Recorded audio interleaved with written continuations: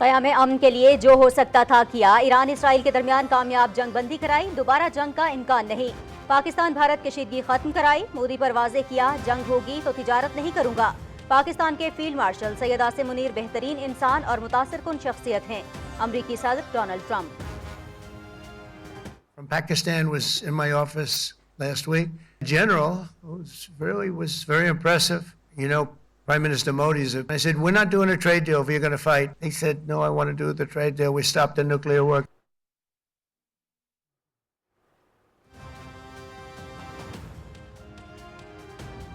جنگ کے آخری 2 دنوں میں ایران سے اسرائیل کو بہت بری مار پڑی، ایرانی بیلسٹک میزائلز نے اسرائیل میں تباہی مچائی۔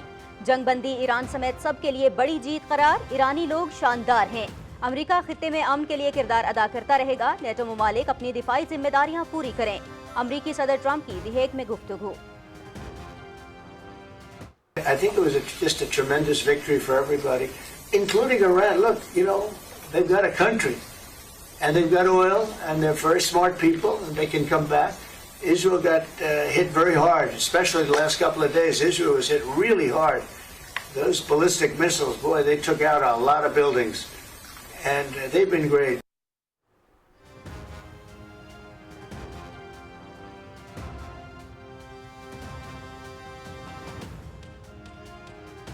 پاکستان کا ہمیشہ سے یہ موقف رہا ہے اسرائیل کے حوالے سے کہ وہ جارح ہے۔ پاکستان کا جو موقف تھا وہ اتنا بولڈ تھا اور اتنا دلیرانہ موقف تھا کہ پوری دنیا نے اس کو اپریشیٹ کیا ہے۔ پاکستان نے اپنا ثالثی کا کردار ادا کیا ہے، خاص طور پر field marshal general Asim Munir کی جانب سے اور وزیر اعظم کی جانب سے اور وزیر خارجہ کی جانب سے یہ بڑا اہم اقدام تھا۔ اسرائیل اور ایران کی جو جنگ ہوئی ہے اس میں پاکستان کا بڑا مثبت کردار رہا ہے۔ یہ ناممکن لگتا تھا کہ یہاں پہ اس طرح کا امن خطے میں امن قائم ہے، اور الحمدللہ پاکستان نے اس میں بڑا مثبت کردار ادا کیا ہے۔ جنگیں کبھی بھی مسائل کا حل نہیں ہوتی، آج الحمدللہ یہ جنگ رک چکی ہے، جس کا تمام تر کریڈٹ پاکستانی حکومت جناب وزیر اعظم شہباز شریف صاحب کو جاتا ہے۔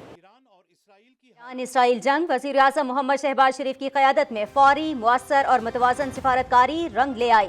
خلیجی ملکوں سمیت عالمی برادری وزیر اعظم محمد شہباز شریف کی قائدانہ صلاحیتوں کی معترف۔ ایرانی صدر کا پاکستان کی مستقل اور اصولی حمایت پر اظہار تشکر۔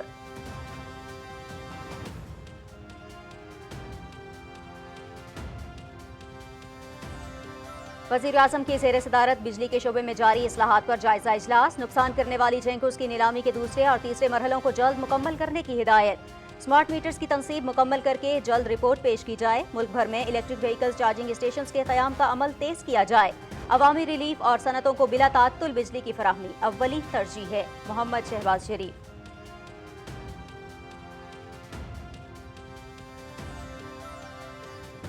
منشیات کا استعمال اور اس کی اسمگلنگ کی روک تھام کے عالمی چیلنج سے بین الاقوامی تعاون کے بغیر مؤثر طریقے سے نہیں نمٹا جا سکتا۔ حکومت انسداد منشیات فورس کے ذریعے اس لعنت کے خاتمے کے لیے بھرپور عزم کے ساتھ سخت اقدامات کر رہی ہے۔ نوجوانوں میں منشیات کے استعمال اور اس کے نیٹ ورک کے بارے میں آگاہی ناگزیر ہے۔ منشیات سے پاک پاکستان کے لیے انتھک محنت کرنے پر قانون نافذ کرنے والے اداروں کی خدمات کو خراج تحسین۔ وزیر اعظم محمد شہباز شریف کا منشیات کے استعمال کے روک تھام کے عالمی دن کے موقع پر پیغام۔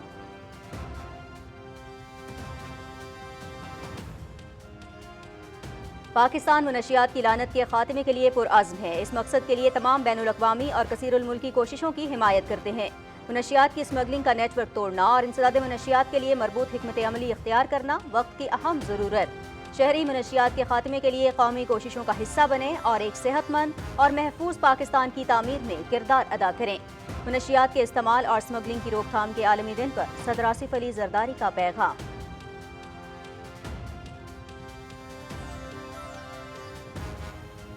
ابوظہبی میں پاکستان متحدہ عرب امارات مشترکہ وزارتی کمیشن کا اجلاس، تجارت، سرمایہ کاری، توانائی، انفراسٹرکچر اور آئی ٹی میں پیش رفت کا جائزہ، اسٹریٹجک، اقتصادی اور ترقیاتی تعاون مزید مضبوط بنانے کا عزم۔ نائب وزیر اعظم محمد اسحاق ڈار کی اماراتی ہم منصب شیخ عبداللہ بن زائد ال نہیان سے ملاقات، سفارتی اور سرکاری پاسپورٹ رکھنے والوں کے لیے ویزا سے استثناء، مصنوعی ذہانت اور ڈیجیٹل معیشت میں تعاون، مشترکہ سرمایہ کاری کے فروغ اور 3 اہم مفاہمتی یادداشتوں پر دستخط ہوئے۔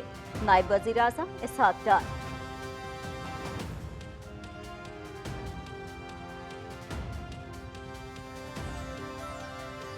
قومی سلامتی کے مشیر لیفٹیننٹ جنرل محمد عاصم ملک کا دورہ چین، شنگھائی تعاون تنظیم کی سلامتی کونسل کے سیکریٹریز کی اجلاس میں شرکت، عالمی صورتحال اور امن و سلامتی کے لیے پاکستان کے موقف کا اعادہ۔ قومی سلامتی کے مشیر کی چینی قیادت سے بھی ملاقاتیں، سیکیورٹی تعاون بڑھانے پر اتفاق۔ لیفٹیننٹ جنرل محمد عاصم ملک کا پرامن ہمسائیگی کے لیے پاکستان کی جانب سے بھرپور کردار کی خواہش کا اظہار۔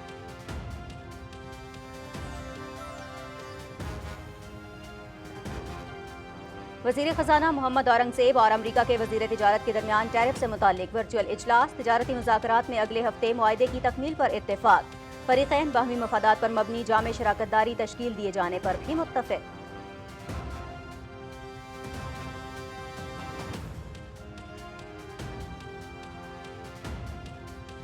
بھارتی دفاعی اخراجات اور خریداری میں مسلسل اضافہ، جدید اور مہلک ہتھیاروں کی بھارتی خریداری سے جنوبی ایشیا کے امن کو سنگین خطرات لاحق۔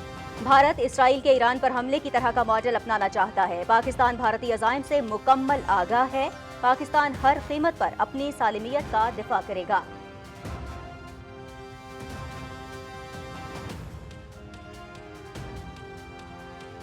ایرانی پارلیمنٹ کی جوہری توانائی کے عالمی ادارے کے ساتھ تعاون ختم کرنے کی متفقہ منظوری، حتمی فیصلہ سپریم نیشنل سیکیورٹی کونسل کرے گی۔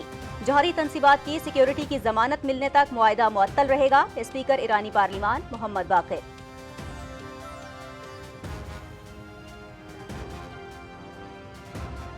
غزہ میں صہیونی فورسز کے ہاتھوں مظلوم فلسطینیوں کی نسل کشی جاری، گزشتہ 24 گھنٹے میں 80 سے زائد فلسطینی شہید، 400 زخمی۔ امداد کے منتظر لوگوں پر صہیونی فوج کی اندھا دھند فائرنگ سے 33 فلسطینی شہید، خان یونس میں فلسطینی جنگجوؤں کے ساتھ جھڑپ میں 7 اسرائیلی فوجی مارے گئے۔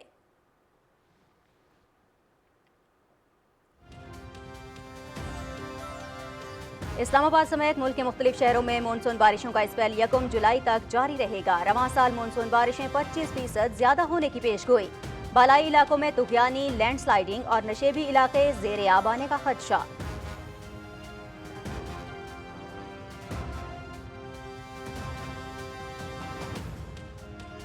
راولپنڈی، اسلام آباد میں وقفے سے بارش، مجموعی طور پر 80 ملی میٹر سے زائد بارش ریکارڈ، رین ایمرجنسی نافذ۔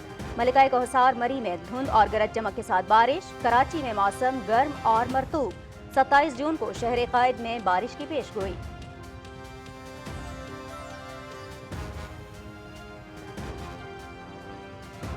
اور ملائیشیا میں ایشین ڈبل اسکواش چیمپئن شپ فائنل میں آج پاکستان اور بھارت آمنے سامنے۔ سیمی فائنلز میں نور زمان اور ناصر اقبال پر مشتمل پاکستانی ٹیم کی میزبان ملائیشیا کو 2-1 سے شکست، بھارت نے ہانگ کانگ کو 2-0 سے ہرا دیا۔